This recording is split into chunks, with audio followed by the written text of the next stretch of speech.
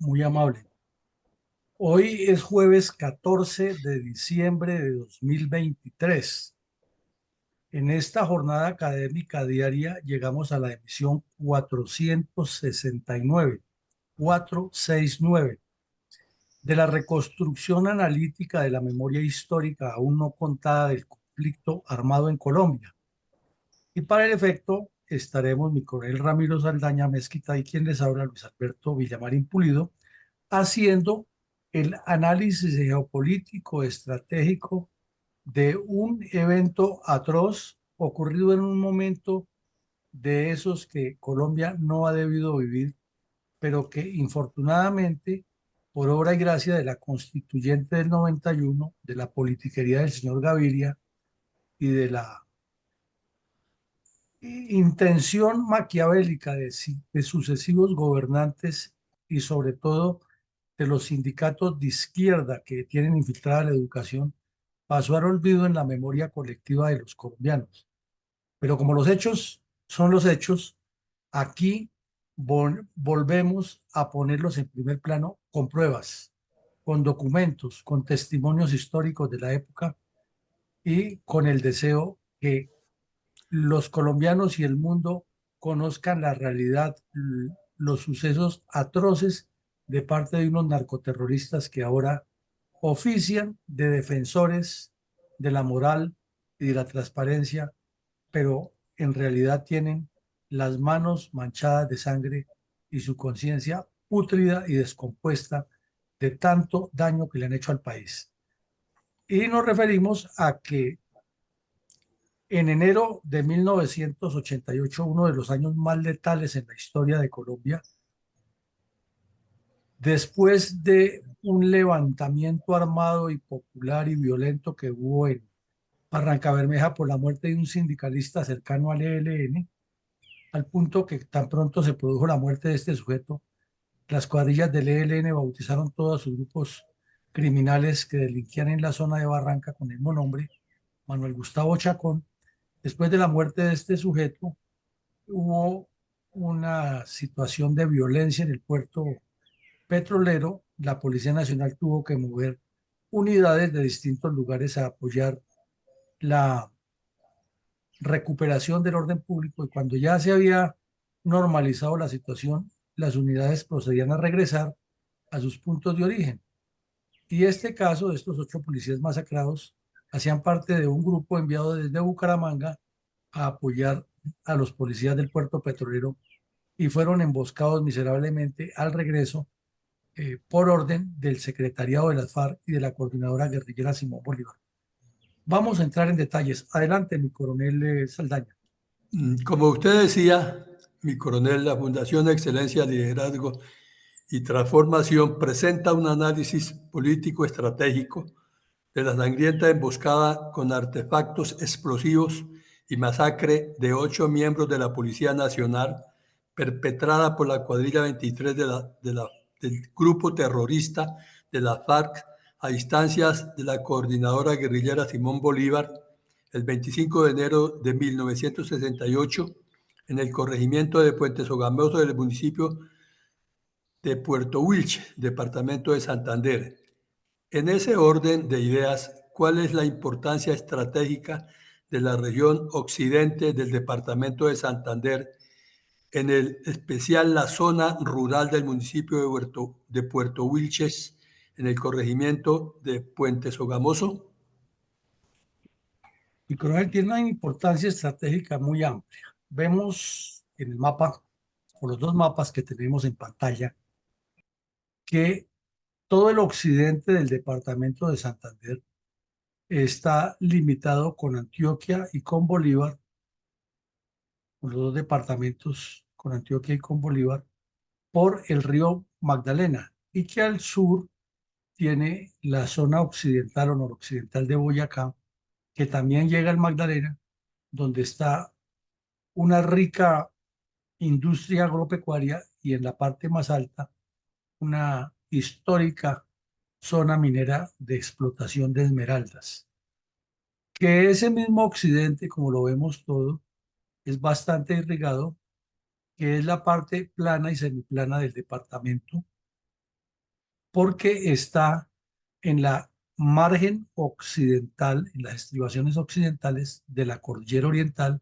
baja al Valle del Magdalena, cruza el río e inicia el proceso inverso para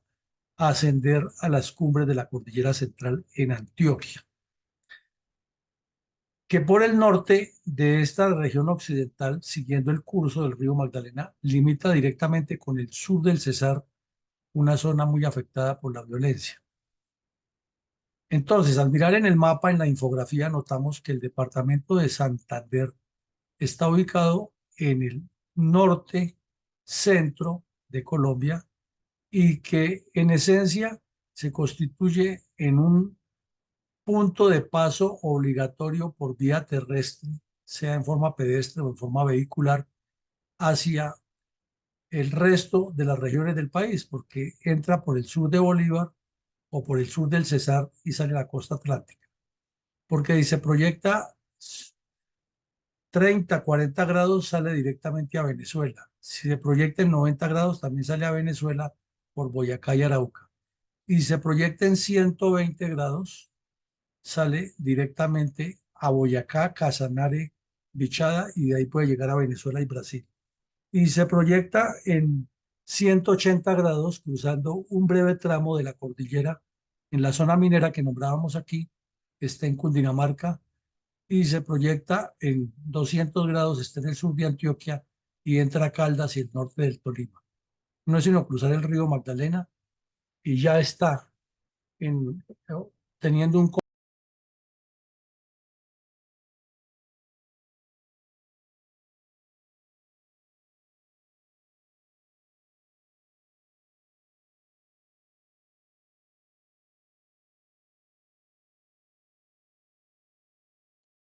¿Me escucha, mi coronel Saldaña? Sí, mi coronel, pero parece que aquí se fue la señal, se me fue Sí, la sí, señal. Ya, sí, ya, eso. creo que ya. Sí, me dio la impresión de que estaba hablando sin grabación, sin señal. Bueno, entonces volvemos al tema, mi coronel. Se Sí. presenta que internamente el departamento tiene más o menos el 60-65% de su territorio en, sobre la cordillera oriental y que es muy famoso por los cañones que forma esa misma cordillera en el río Sogamoso y el río Chicamocha, que internamente también es un departamento que tiene unas subdivisiones muy dependientes de esa geografía y muy dependientes de los fenómenos sociopolíticos que históricamente han ocurrido en un departamento que nos ha aportado mucha historia a los colombianos. Historia en el sentido de la formación, de la identidad política colombiana, de la industria artesanal, valga la contradicción, de la agricultura, del desarrollo agropecuario y del trabajo. Son gente muy trabajadora. Entonces, vemos que la zona por la que usted pregunta, con todo el occidente,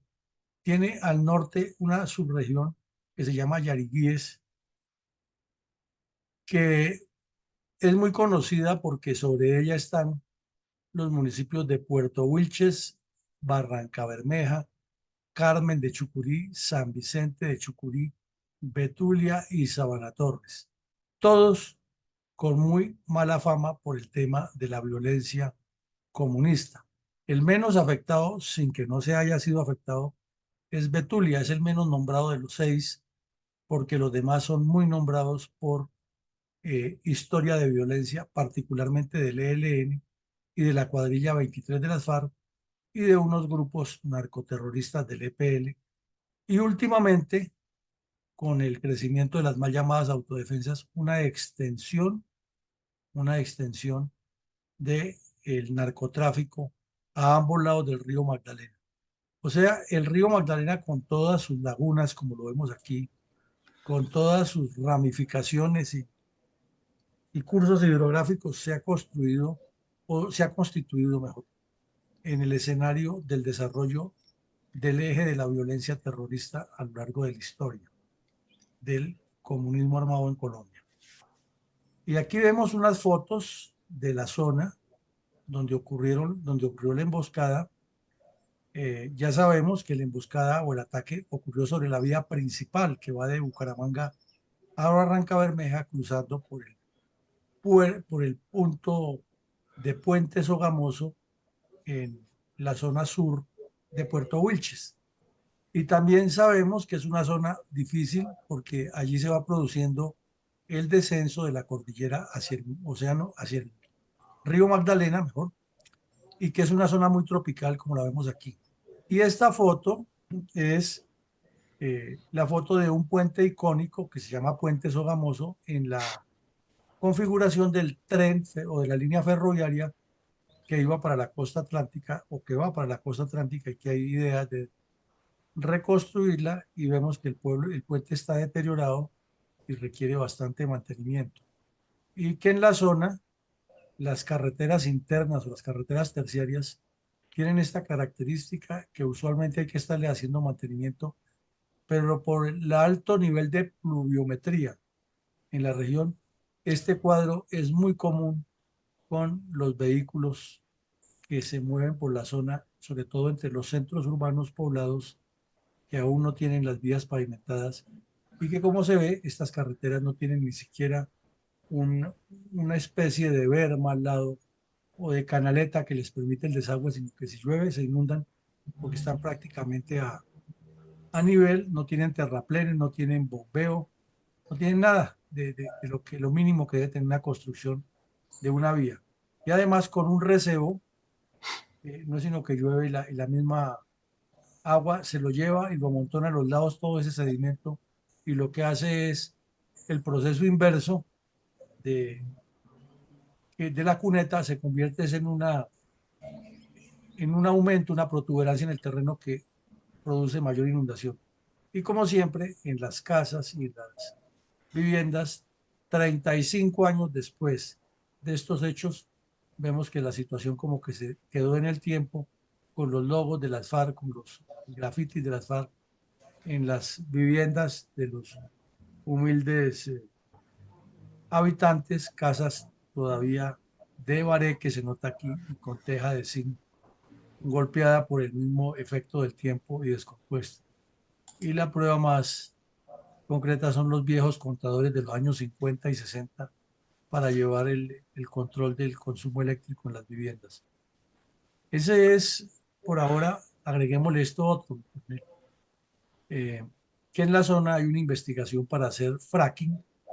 que ha generado tanta conflictividad y aquí se nota mejor la cantidad de lagunas que son inhóspitas por los insectos que allí se crían, pero que al mismo tiempo son una fuente hídrica que garantiza el equilibrio del ecosistema y permite que toda la zona sea muy fértil, pero el subsuelo tiene la ventaja o desventaja, depende cómo se le mire por la violencia, que tiene más reservas petroleras de las que se conocen. Vemos dónde queda Puente Sogamoso, el corregimiento, que es en una especie de ramal, viene de Barranca Bermeja, entra a zona de Puerto Wilches y comienza hacia el nororiente a dirigirse a Bucaramanga. Y ahí fue donde ocurrió la emboscada que vamos a hablar hoy. Adelante, mi coronel. Mi coronel, ¿quiénes fueron los cabecillas terroristas responsables de la sangrienta emboscada con artefactos explosivos y masacre de 8 miembros de la Policía Nacional perpetrada por la cuadrilla 23 de la FARC en instancias de la coordinadora guerrillera Simón Bolívar el 25 de enero de 1988 en el corregimiento de Puerto Sogamoso del municipio de Puerto Wilches, departamento de Santander? Mi coronel, hablemos de primero de los responsables políticos, ¿no? Resulta que en el año 86, en el mes de agosto, termina su periodo presidencial el señor Belisario Betancur.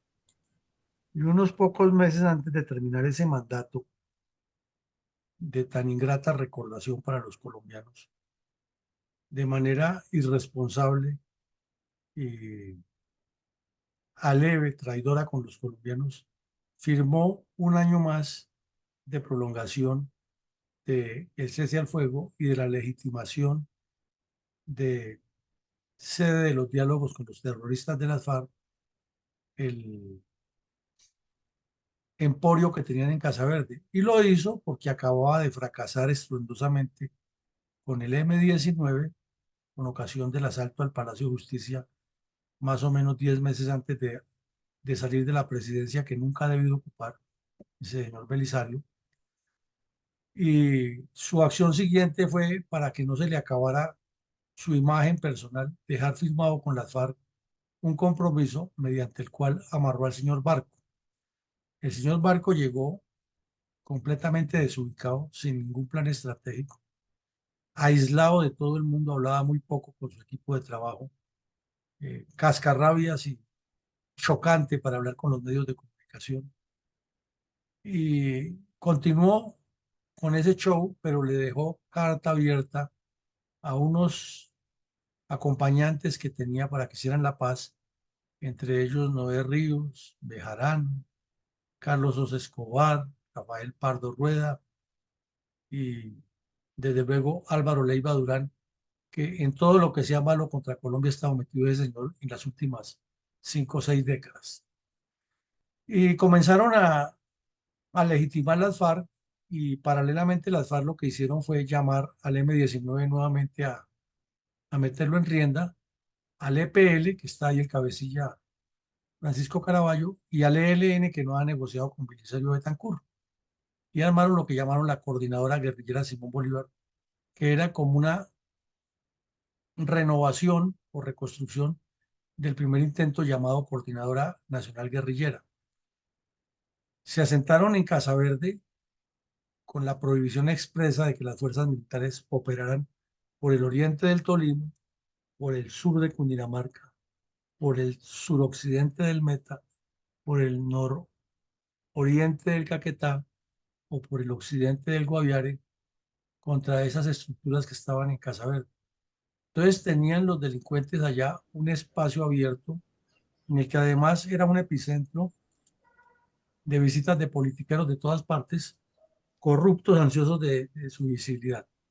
Paralelamente con eso, el señor Pablo Escobar es otro de los responsables, destruyendo el país, atacando la institucionalidad y el cartel de Cali devolviéndole los favores.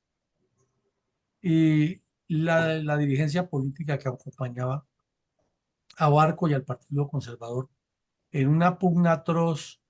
de cuentos, que oposición reflexiva, que oposición abierta, que gobierno de partido, que el candidato para salvar a Colombia 3 años después era Galán, que la juventud tenía el poder, el entonces secretario de la Cámara de, presidente de la Cámara de Representantes y luego ministro del Interior, César Gaviria Trujillo, dedicaba a hacer politiquería diciendo que todos los problemas de la violencia en Colombia eran culpa de las fuerzas militares por medio de los paramilitares, que la guerrilla lo que hará que negociar con ellos, que la juventud al poder, todos los liberales y los conservadores por parejo haciendo alianzas con la Unión Patriótica cobijándole el narcotráfico y el terrorismo a las FARC, pero negando ese nexo que es evidente y no lo pueden ocultar ahora que se han destapado documentos. O sea, el país en un desorden total en la parte política. Y estos tres delincuentes desde Casa Verde, aliados con Pablo Escobar y con las cuadrillas del narcotráfico, destruyendo el país y financiándose, y las fuerzas militares en una incertidumbre total y mal dotadas, pues el caldo estaba listo para que todos estos personajes se conviertan en un solo paquete en los responsables de ese hecho. Adelante, mi coronel. Mi coronel, con el fin de unificar criterios acerca del trasiego terrorista de las guerrillas comunistas en todo Colombia, ¿qué condicionamientos tácticos y estratégicos se pueden resumir acerca de la sangrienta emboscada con artefactos explosivos y las masacres de los 8 miembros de la Policía Nacional a instancias de la cuadrilla narcoterrorista guerrillera 23 de la FARC en el lugar ya descrito y con los resultados ya dichos? teniendo en cuenta la abrumadora crónica publicada el 19 de enero de 1988 en el diario El Tiempo de Bogotá, bajo el título de Violencia Récord en 1988? Mi coronel, es que para responderle eso, primero tiene uno que ponerse la mano en la cara y darle vergüenza. Es increíble. Esto no tiene ni parangón ni comparación en la historia de la violencia en Colombia, ni se le encontraría una explicación eh, lógica para entender este fenómeno. Usted mismo lo acaba de dar la fecha, 19 de enero de 1988, diario El Tiempo, páginas interiores de la sección A,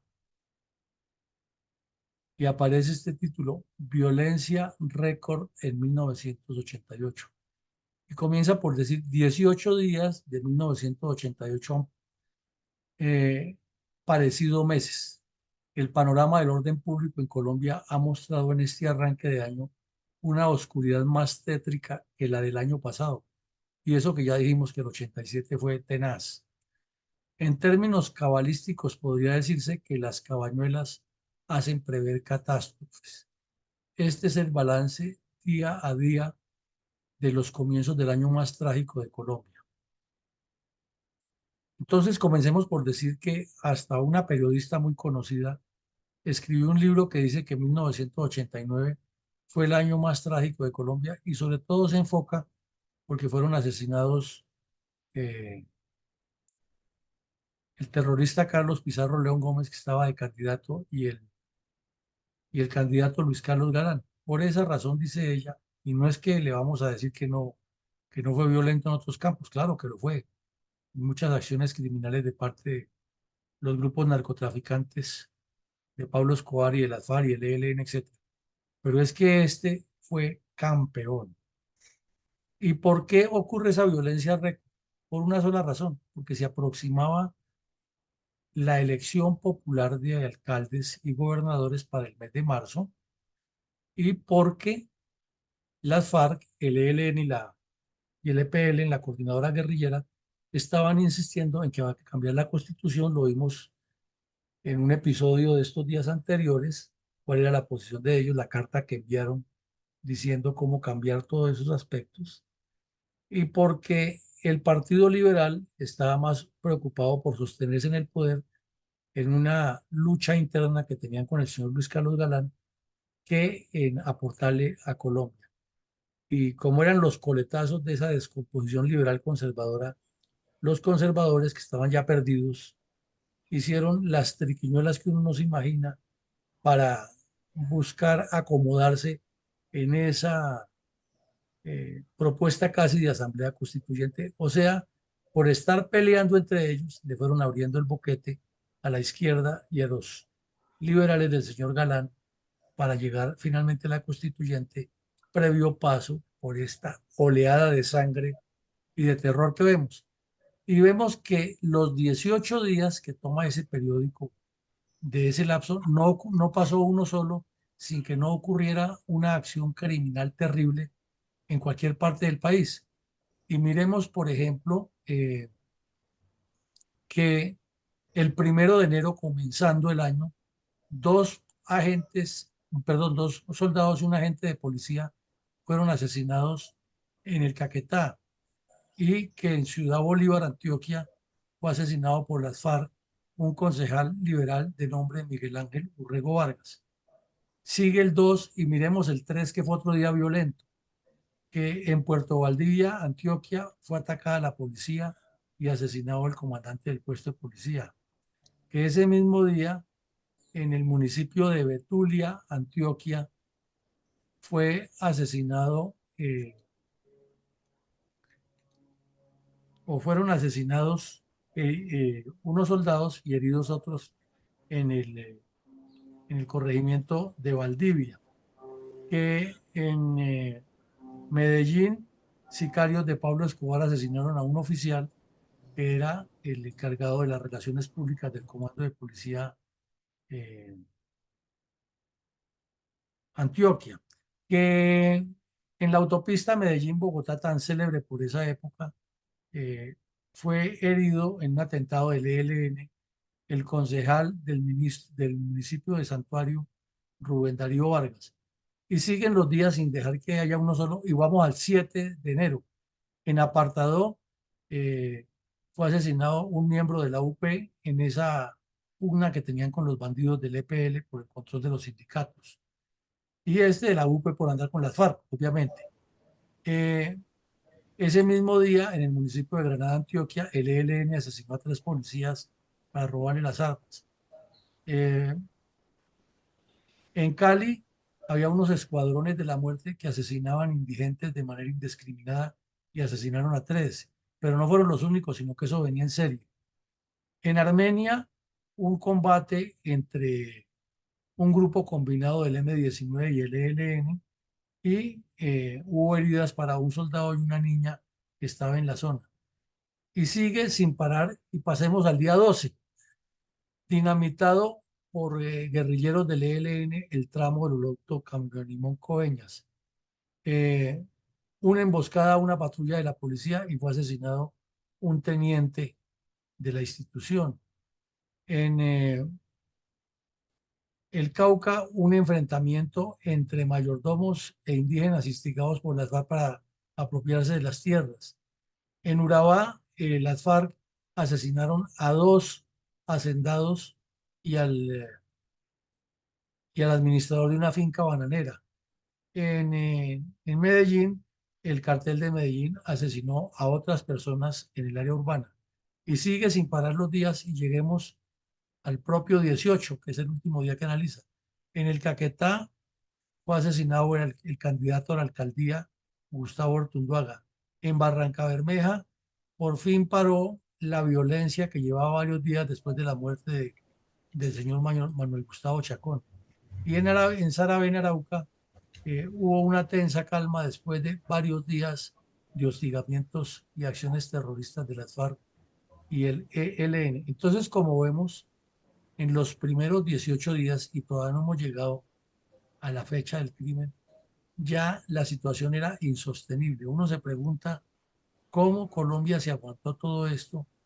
y no había de esa juventud que tanto hablaba de cambiar la constitución, que era lo que más les interesaba,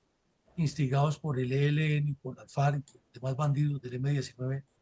porque no había una opción mucho más fuerte, era de salir al corte y protestarle abiertamente a estos bandidos. Algo parecido a lo que pasa en Gaza con el ataque de Israel, que ha sido demoledor en la Franja de Gaza. Y todos los ataques son contra Israel, pero nadie le dice a los terroristas de Hamas que entreguen a los secuestrados, ni que se entreguen a la justicia, y que no están de acuerdo con ellos. Es simplemente que paren las operaciones. Y aquí era lo mismo, que las fuerzas militares y la policía se cruzaran de brazos, eso era lo que decían en esa época, y que había que hacer era la paz porque mire todo lo que ocurría. Pero nunca se decía que estos delincuentes pagaran cárcel o que respondieran. Eso no estaba en el radar de nadie. Pero los hechos son los hechos y aquí los ponemos. 18 días seguidos de un año, del primer mes, sin que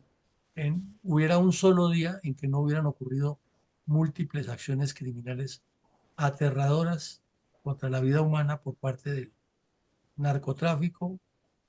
representado en sus diferentes grupos, incluidos las FARC y el ELN. Mi coronel, 2 semanas antes de la sangrienta emboscada con artefactos explosivos y masacre de 8 miembros de la Policía Nacional perpetrada por la cuadrilla terrorista 23 de las FARC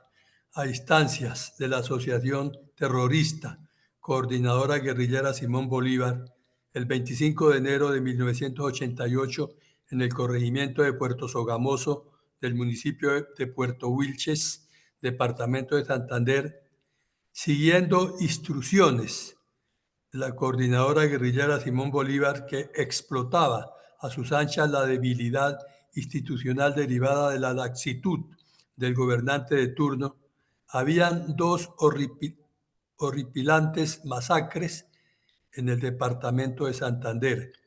podemos ilustrar a nuestra audiencia al respecto? Claro, mi coronel, y Santander y Bolívar, los dos departamentos fueron afectados ese día. Y aquí miremos este caso que nos llama muchísimo la atención, porque es una masacre de ciudadanos civiles inermes perpetrada por las FARC, de la cual el señor de Rux nada dice en su informe, de la cual las FARC nunca han respondido y de la cual no se habló en Cuba nunca en medio de todas las imposiciones que hicieron los terroristas a los mudos que envió el señor Santos a que le legitimaran un premio Nobel de paz. Y eso ocurrió el día 10 de enero del año 1988 y lo reportó, así como lo vemos en pantalla, el corresponsal del diario El Tiempo en Bucaramanga, el señor Jairo Cala Otero, y contó que el inspector de policía, un hijo de él, un agente de policía y 5 campesinos fueron masacrados a tiros por terroristas de las FARC en 2 hechos aislados.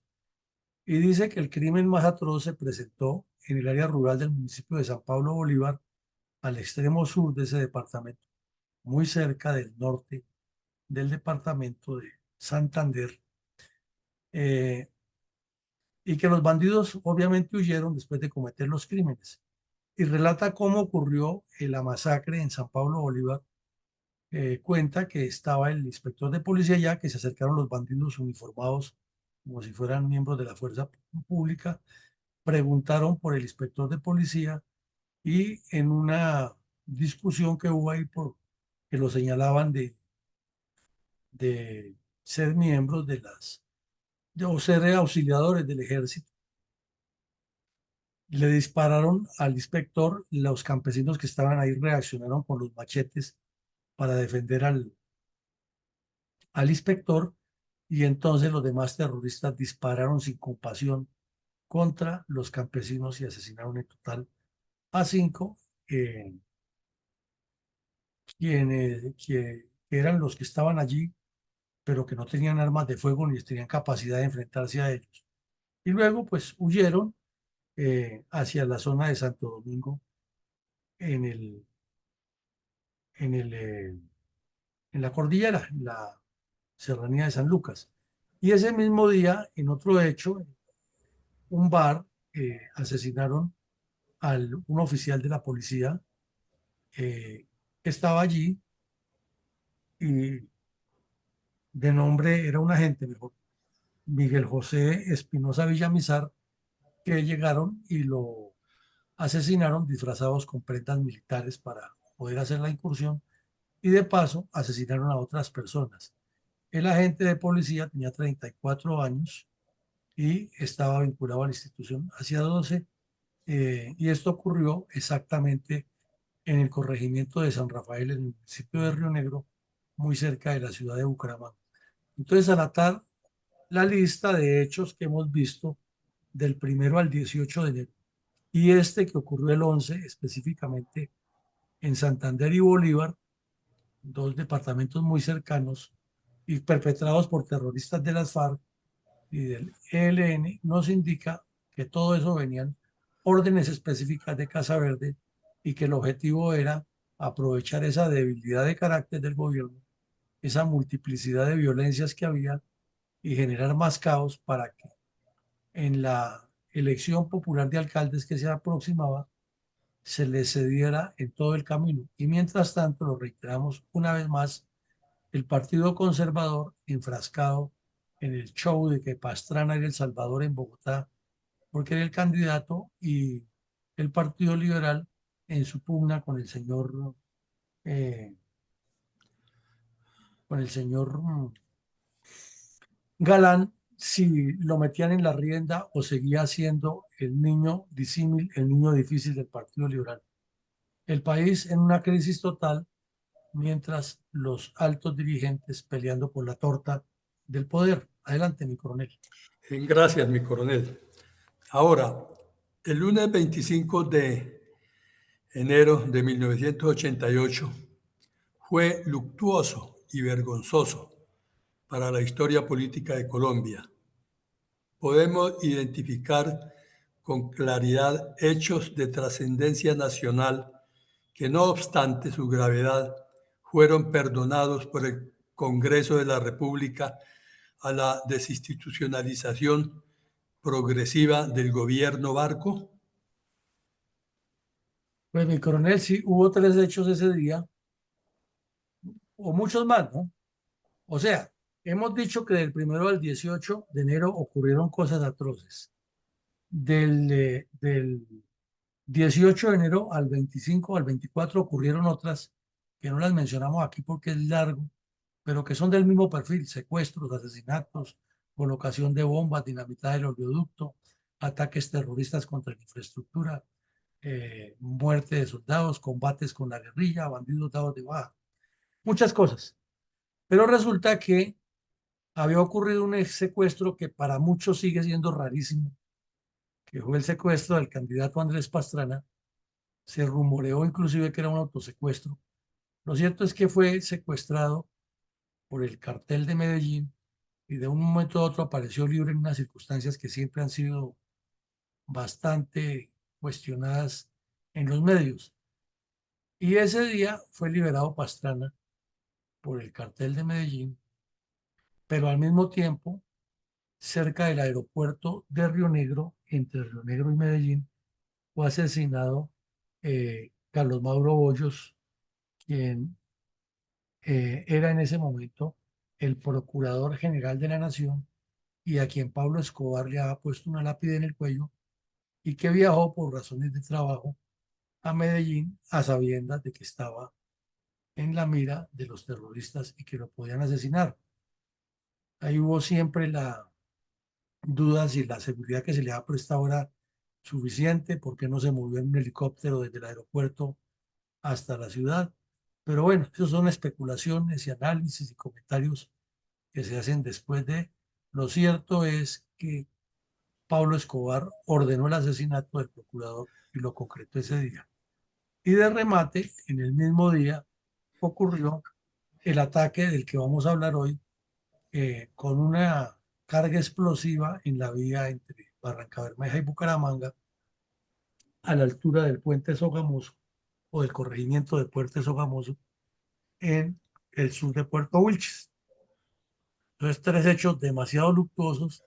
que se suman a los que ya hemos mencionado y que nadie,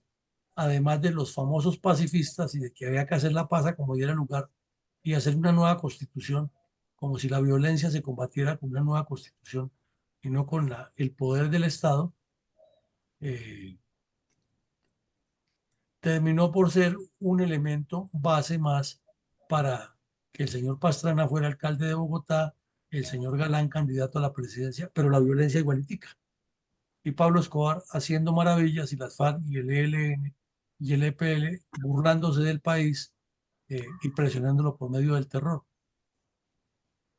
Adelante, mi coronel. Mi coronel, ¿cómo resumió el periodista Néstor Jerez del diario Vanguardia de Bucaramanga la sangrienta emboscada con artefactos explosivos y masacre de 8 miembros de la Policía Nacional perpetrada por la cuadrilla 23 del grupo terrorista de la FARC a instancias de la coordinadora guerrillera Simón Bolívar el 25 de enero de 1988 en el corregimiento de Puente Sogamoso del municipio de Puerto Wilches, departamento de Santander, en crónica titulada, comillas, ataque bomba contra agentes de la policía vía Barranca, Bucaramanga? Efectivamente, mi coronel, el día 26 de enero del año 1988, el periodista Néstor Jerez del diario Vanguardia escribió en su columna, en su crónica, que 8 agentes de la policía fueron víctimas de un ataque bomba realizado a 2 kilómetros de Puente Sogamoso, sobre la vía que comunica Barrancabermeja con Bucaramanga,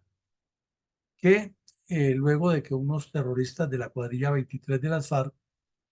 activaron una bomba de alto poder explosivo contra una camioneta que iba en un convoy de varios policías, iban 50 más, y que estos regresaban de Barrancabermeja a Bucaramanga después de cumplir labores de orden público durante los días posteriores al asesinato del líder sindical Manuel Gustavo Chacón, y que los heridos que de esa camioneta fueron el agente Gustavo Ortiz y el teniente, el subteniente Dalel Suain Mayit, eh, quienes fueron trasladados a la Policlínica de Bucaramanga, y que el hecho se registró a las 10:30 de la mañana, y da los nombres de los agentes asesinados: Luis Vargas Zambrano, Henry Díaz Prieto, Armando Escobar Tobar, Eugenio Landazábal Mendoza,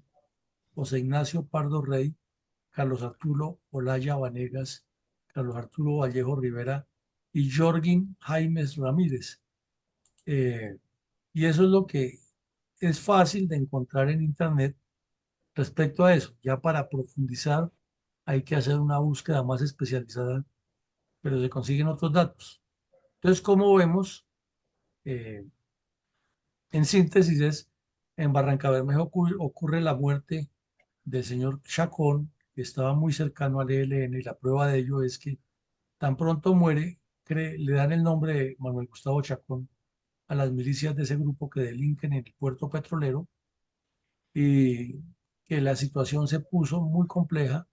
La Policía Nacional tuvo que mover refuerzos de varios sitios, inclusive estos de Bucaramanga. Eh, Cuando ya la situación se normalizó, de regreso, que estos agentes iban nuevamente para Bucaramanga a continuar con sus actividades normales, fueron emboscados en la vía, asesinados de manera miserable 8 y heridos otros 2. Esa es más o menos la descripción que hace el señor Jerez de Vanguardia Liberal. Adelante, mi coronel. Gracias, mi coronel. Podemos rememorar 35 años después del atroz ataque terrorista, el testimonio dado en ese momento por el subteniente de la policía Majid Baley Swain, comandante de la unidad de policía atacada. Claro, mi coronel, aquí hay una cosa, es que como vemos, esta información está en la página 3A de ese mismo día, porque toda la página primera y las demás páginas de judiciales y de noticias fueron dedicadas al asesinato del procurador y a la liberación del extraño secuestro del señor Pastrana. Afortunadamente para la historia y para la memoria de estos hombres, el diario El Tiempo publicó en la página 3A las fotos de los 8 agentes masacrados, a quienes rendimos toda nuestra reverencia por su sacrificio en defensa de Colombia, y una entrevista que le hicieron al teniente Mayit en la Policlínica de Bucaramanga, quien describió, le contestó al periodista Jairo Cala Otero una serie de preguntas sobre lo que había ocurrido. Y a grandes rasgos dijo que fue una carga muy poderosa, que estaba dirigida en un cono de dispersión hacia el carro, que reventó cuando estalló, le afectó a todos los que iban en el platón de la camioneta, por eso no quedó ninguno vivo, que esa misma circunstancia lo salvó a él, que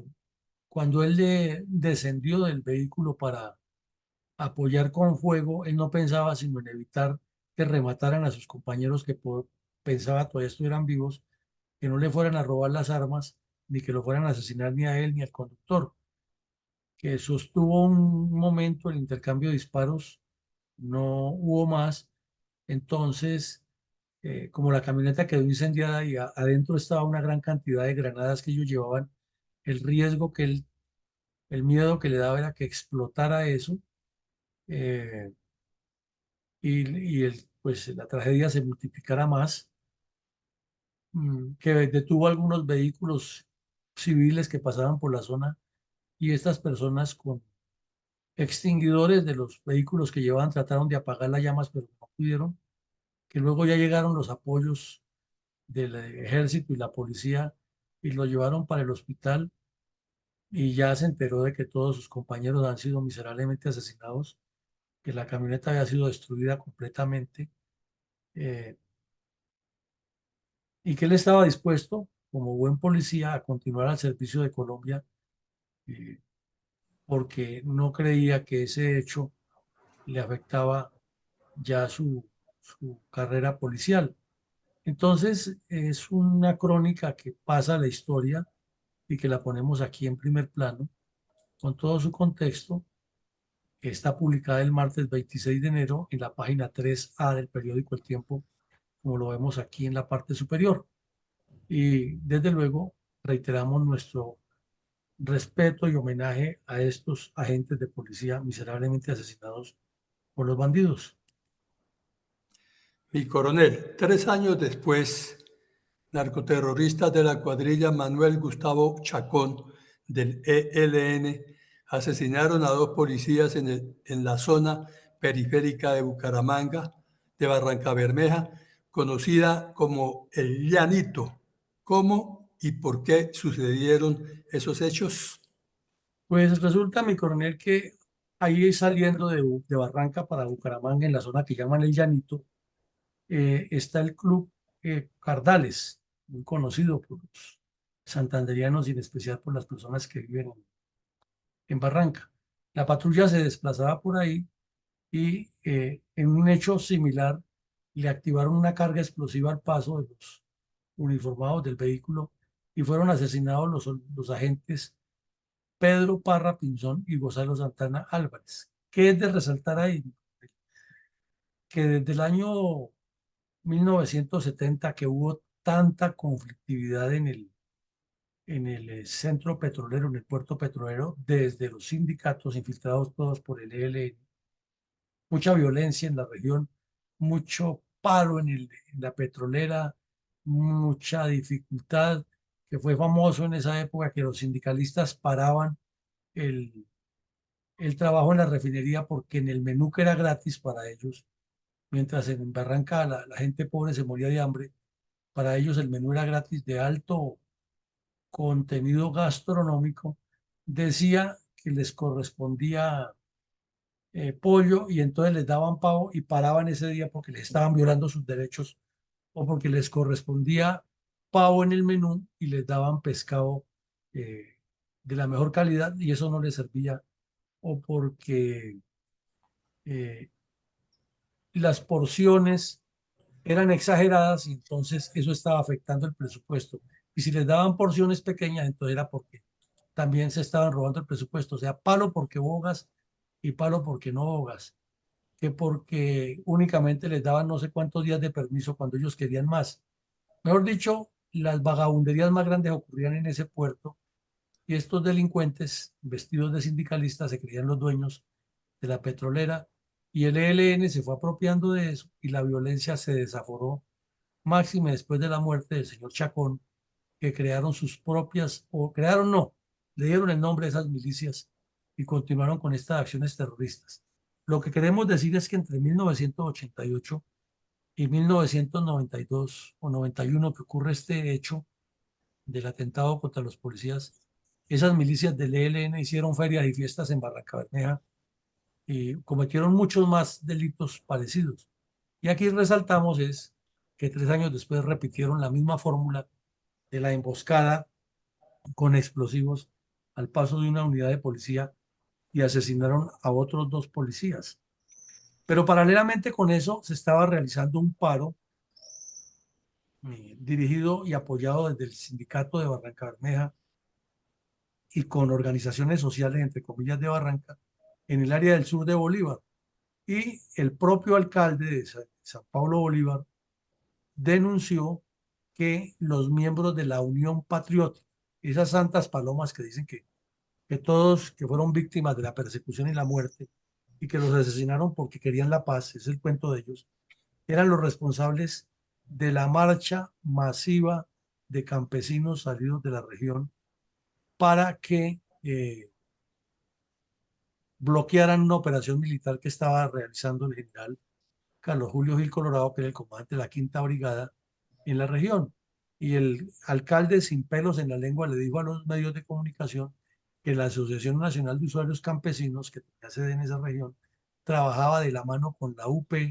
inventándose pretextos y mentiras de supuestas violaciones de los derechos humanos por parte de las unidades militares con el fin de suspender las operaciones en la zona que afectaban los intereses de las FARC y el ELN, y que aproximadamente 1.500 campesinos fueron obligados por los terroristas y por la UP, que eran la misma cosa, a que salieran de sus parcelas hacia escuelas y sitios de concentración. El general Gil viajó hasta allá, habló con los bandidos, habló con pues los bandidos que estaban ahí infiltrados vestidos de civil haciéndose pasar por líderes campesinos, ¿no? Y le buscaron una solución, pero en el fondo lo que buscaban era que no hubiera operación militar. Y uno se pregunta por qué en esa época que insistían tanto los señores con su papeleta y con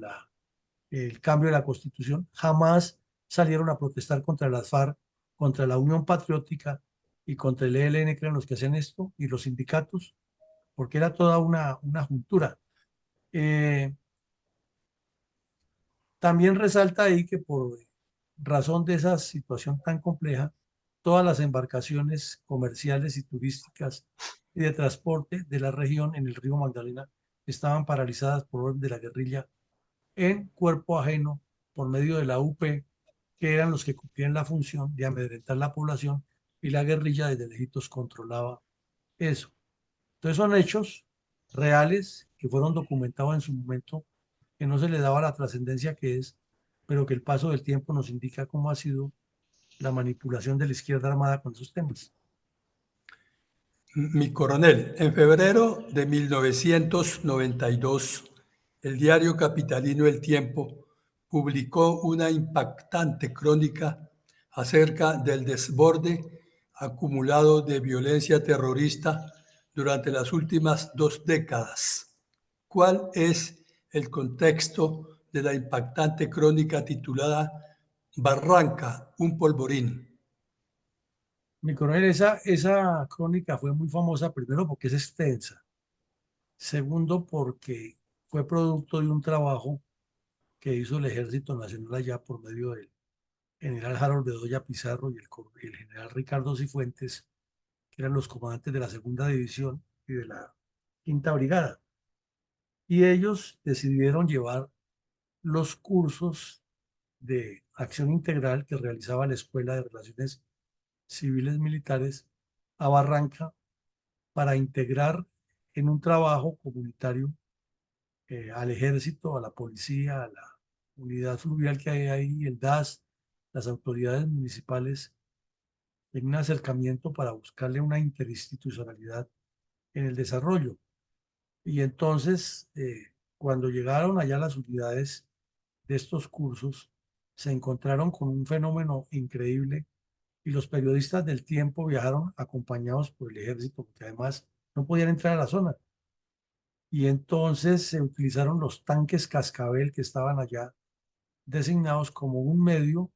de acercamiento con la comunidad, permitiendo que los niños se subieran al vehículo y se les tomaban fotos y se hacían recorridos cortos con todas las medidas de seguridad para evitar accidentes. Y se fue acercando a los barrios Boston, La Esperanza, Villarelli, Las Granjas, Provivienda, 9 de Abril, María Eugenia y Kennedy. En uno de esos barrios había un sacerdote de apellido Toro, evidentemente cercano a estos grupos de la Teología de la Liberación, y le dijo un día a las tropas, tranquilos que ya se habló con la gente y no pasa nada. La gente eran los bandidos. Y fue de la forma que se logró acercar el ejército a esa región, porque era muy complejo. Patrulla de la policía o del ejército que asomaba la cabeza en el barrio Boston, en las granjas, desde las casas le disparaban o le activaban explosivos al cruce de los soldados. Fue una época tenaz porque paralelamente, a pocos kilómetros de allí, en la zona de Chucurí, estaba la guerra de nervios, en la que las familias se dividieron entre los amigos de las FARC o el ELN y los que estaban con los grupos de autodefensa que han organizado los campesinos, y era común que en las puertas de las casas se colocaran entre ellos minas de estas antipersonas, especialmente los que estaban con el ELN y las FARC les colocaban a sus familiares minas antipersona y les volaban las piernas o les asesinaban los niños cuando iban para las escuelas o les destruían los cultivos. Y había un sacerdote de ahí que andaba con los bandidos y era el que más cuerda les daba para que se cometieran esos hechos. Entonces, esa crónica es extensa, tiene varias páginas, relata lo que han hecho las organizaciones de derechos humanos, coloca la sumatoria de crímenes que ha habido allí, cómo ocurrieron en distintos eventos, asesinatos de campesinos, de personas que llegaban al puerto, desapariciones cometidas por la guerrilla, colocación de pancartas de pasacalles, pinturas en las paredes, circulación de panfletos anónimos y siempre las acciones terroristas se las autoatribuía con eh, mensajes. La cuadrilla Manuel Gustavo Chacón del ELN, que ya lo hemos dicho, fue creada en memoria del sindicalista muerto que tenía relaciones con estos grupos armados. Luego habla también de el envío de personas, sobre todo politiqueros como el señor Gilberto Echeverry Mejía, que había dejado de ser consejero de Asuntos de Seguridad en Antioquia y ahora lo tenían de consejero nacional de paz o de Asuntos Sociales para la Paz, el señor César Gaviria. Entonces, como vemos, ese es otro problema, que sale de un puesto y del otro y siempre se ubican bien para vivir del Estado sin que resuelvan absolutamente nada, pero figurones sí son. Recordemos que para la misma época la señora María Emma Mejía era la coordinadora de paz del gobierno Gaviria con las comunas de Medellín y tampoco se vio ningún resultado con esa señora, pero ahí la tenemos, fue canciller y cada vez que invitan a que hable de lo que no sabe salen los medios a opinar de lo que nunca hizo y a cuestionar qué no hacen los otros que están, característica nuestra en el país. Y finalmente presenta una cosa increíble que en un año, entre febrero del 91 y febrero del 92, en solo Barranca Bermeja hubo 421 asesinatos eh, por distintas razones, múltiples 54, por sicarios al servicio de las FARC, el ELN y el narcotráfico 215, ya definitivamente lo que ellos reconocieron es que como ajusticiamientos 56, delincuentes comunes asesinaron a 44 personas, 41 personas muertas en combates con las fuerzas militares y 11 miembros de las fuerzas militares asesinados por los terroristas. De paso, el señor Horacio Serpa, que era consejero de paz y aspirante a la presidencia, y hasta se rumoreó candidato al Ministerio de Defensa, andaba por la zona haciendo politiquería donde años antes, como candidato a la gobernación, había andado de brazo cogido con los bandidos del ELN. O sea, el show completo de la politiquería y una ciudad específica desangrándose. Entonces el título de Polvorín le cae como anillo al dedo. Y como decíamos, se recuerda que esa foto salió en primera página del periódico El Tiempo con unos niños subidos en un tanque cascabel eh, hablando con los soldados. Adelante, mi coronel. Mi coronel, podemos escuchar un minuto de silencio en memoria de las víctimas de las masacres y asesinatos selectivos cometidos de manera constante por el narcoterrorismo comunista contra los colombianos, en especial los miembros de la Policía Nacional acribillados en las emboscadas descritas en el día de hoy?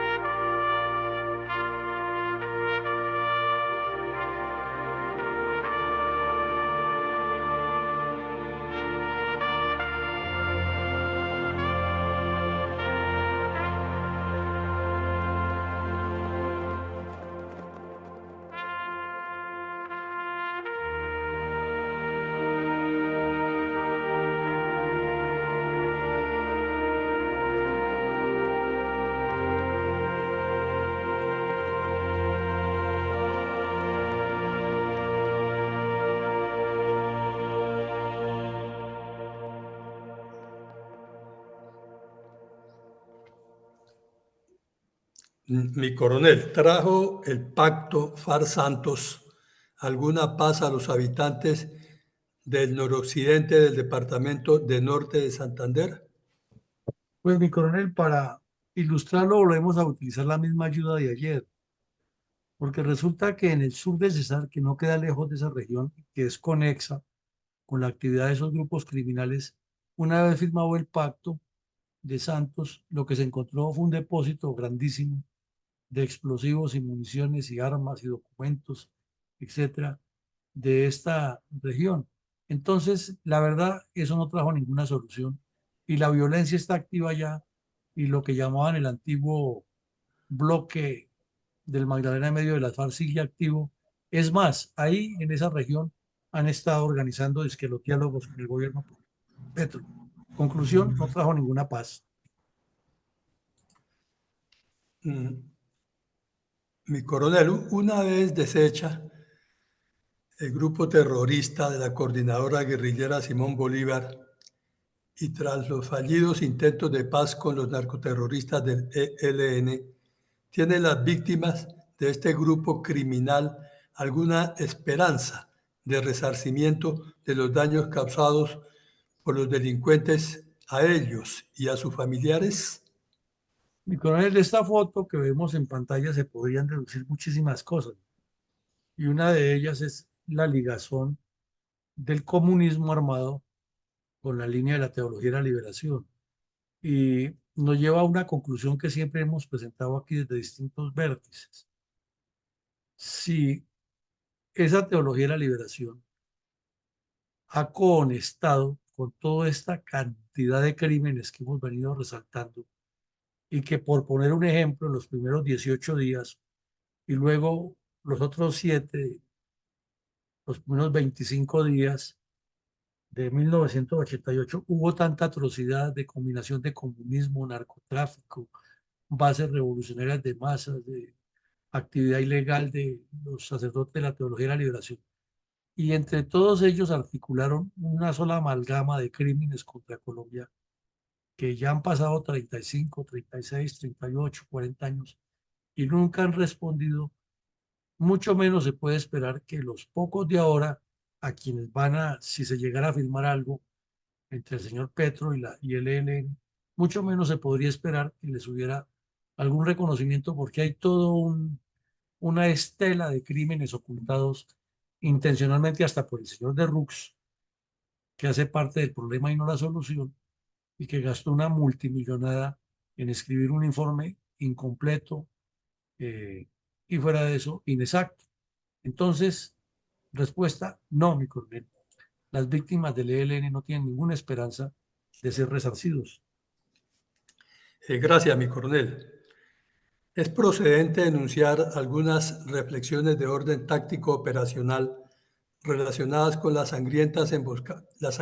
emboscada con artefactos explosivos y masacre de 8 miembros de la Policía Nacional perpetrada por la cuadrilla 23 del grupo narcoterrorista FARC a instancias de la coordinadora guerrillera Simón Bolívar el 25 de enero de 1988 en el corregimiento de Puente Sogamoso del municipio de Puerto Wilches, departamento de Santander. Mi coronel, retomamos nuevamente la ayuda del testimonio del teniente para hacer dos o tres reflexiones al respecto. 8 colombianos jóvenes, todos por los apellidos se deduce, oriundos de la región, esperanzas para sus familias, algunos seguramente recién casados, dejaron hijos que ya hoy son adultos que crecieron huérfanos en medio de tanta violencia y sin ninguna respuesta del Estado. Y como hemos venido aquí haciendo aquí la reconstrucción de eventos y eventos, es muy grande la cuota de sangre que ha puesto nuestra Policía Nacional tratando de mantener la paz y la estabilidad. Aquí este crimen ocurrió luego de que los policías viajaron al puerto petrolero a tranquilizar una situación promovida por los comunistas armados como consecuencia de la muerte de uno de sus miembros muy cercano a las guerrillas, que era poeta y cantaba y era el que salía a las manifestaciones de la Unión Sindical Obrera a hacer el espectáculo de la revolución, pero pues estaba relacionado con la guerrilla y en medio de todos sus malos pasos, pues terminó muerto y eso generó la reacción calculada de estas agrupaciones criminales por medio de sus conciliábulos e incluida la Unión Patriótica que estaba promoviendo un paro agrario en solidaridad en la región de San Pablo Bolívar y otras partes del país. Entonces, esto lo que nos quiere decir aquí, mi coronel, es que ha habido una estrategia de la izquierda integral contra Colombia y que finalmente la sangre la ponen los policías, los titulares los ponen los policías o los soldados con sus muertos, con sus heridos y la guerrilla con sus acciones criminales de la mano del narcotráfico que el mismo día eh, asesinó al Procurador General de la Nación y frente a un Estado mal gobernado, mal dirigido, con personas que a pesar de tener las herramientas del poder y las herramientas legales, prefieren dizque hablar con los bandidos y buscarle soluciones que nunca van a conducir a soluciones que nunca van a conducir a la respuesta adecuada de lo que necesita Colombia para desarrollarse. Entonces, con eso le doy el paso a su comentario editorial, mi coronel. Gracias, mi coronel. Reflexión 469, episodio de la memoria histórica de Fundel, hoy jueves 14 de diciembre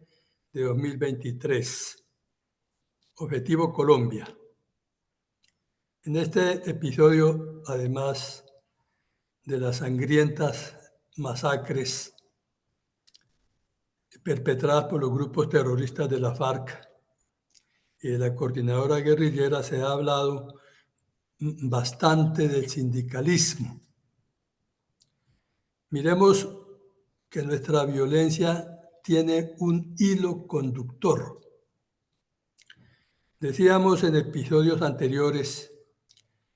que la Liga Comunista fue una organización revolucionaria nacida en Londres en 1847,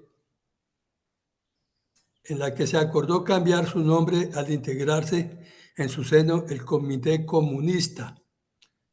de Bruselas, ¿no?, que se fundó a principios de 1846 por los exiliados alemanes Karl Marx y Engels. Eso fue en febrero de 1848, un año después, en lo que hacen público su programa bajo el nombre de Manifiesto del Partido Comunista. Esto tenemos que tenerlo en cuenta. Manifiesto del Partido Comunista. Entonces, en 1864, o sea, casi 20 años después, pues por ahí 16, se crea en Londres la Asociación Internacional de los Trabajadores, la AIT, para agrupar a todo el proletariado de Europa y América. Por eso su programa tuvo que ser muy amplio para que lo pudieran aceptar las tras de la Unión Inglesa, o sea, la Unión de Sindicatos Obreros y los movimientos sindicalistas. Para que también pudiera entrar en esa AIT, o sea, en esa Asociación Internacional de Trabajadores, los seguidores de Proudhon, de Francia. Recordemos que Pierre-Joseph Proudhon era un anarquista francés, quien en su momento fundó el socialismo científico. El manifiesto del que hablábamos anteriormente emplea la palabra comunista para designar a ese socialismo científico que era también, como lo demás, completamente materialista.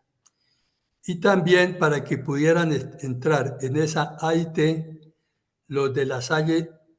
de Alemania, o sea, los del Partido Socialdemócrata de Alemania, que propugnaban mejorar los sindicatos y las cooperativas, pero que no comulgaban con la doctrina y los métodos del manifiesto del que hablamos anteriormente. La primera internacional buscaba organizar una sociedad internacional fundada en una comunidad de ideas que aseguraran la justicia por mediación del proletariado. Los ingleses se retiraron por el peligro que presentaba la AIT y se fueron contra Marx. Y contra Marx también se opuso el mutualismo como forma de acción sin huelgas ni revolución. Sin huelgas ni revolución. Al fin, Marx logró convencer a la AIT de que las huelgas deberían llevar a la futura sociedad socialista que se organizara con base en las cooperativas mediante la apropiación colectiva de las tierras, las minas, los bosques y los transportes. Este recuento tiene la finalidad, perdón, de recordar que en Europa no tuvo éxito los sindicalismos violentos ni revolucionarios. Es entonces cuando estos sindicalistas, en estos sindicalismos de Sudamérica, entre ellos Colombia, malentendidos, se exportan a nuestro país y sin eufemismos a nuestro país del tercer mundo. Y vemos que como todas estas doctrinas marxistas han degenerado en una revolución fratricida como la que escuchamos hoy en estos episodios de la memoria histórica de Fundel, que recoge la realidad fáctica de esta sangrienta historia colombiana, porque los gobiernos ni los partidos políticos no han entendido su origen o han puesto por encima de los intereses nacionales sus intereses personales, al punto de plegarse a los caprichos de la guerrilla terrorista que han destruido a nuestro país. Muchas gracias, mi reflexión y feliz día. Mi coronel, muchísimas gracias a usted. Muy concreto su análisis de la correlación de las huelgas y como vemos, este crimen, esta acción terrorista del ELN y las FARC fue consecuencia de la muerte de uno de los promotores de todo ese desorden, los afectó mucho y convocaron otras huelgas y más violencia y el narcotráfico por otro lado destruyendo el país y los políticos agarrados a dentelladas por el poder sin importarles ni la muerte de los policías, ni la muerte de los soldados, ni el desorden social que había en Barranca Bermeja, ni el daño que estaban haciendo los comunistas armados y desarmados, porque sus intereses personales por encima de los institucionales. Pues llegamos al final, mi coronel, ha sido un ejercicio académico muy interesante. Los invitamos esta noche que tendremos nuevamente un análisis de las indicaciones, las orientaciones que debe tener un partido transformador para Colombia. Y mañana continuaremos con la etapa final por este año de la memoria histórica aún no contada y las conferencias de la tarde que reiniciaremos a principios de enero del año 2024. Feliz día para todos y que Dios nos siga acompañando, mi coronel. Muchas gracias, mi coronel. Un saludo para el historiador Eduardo Patiño, que siempre nos acompaña. Muchas gracias. Feliz día para todos. Gracias. Gracias, coronel. Feliz día. Feliz día para todos y igualmente saludo especial a Eduardo.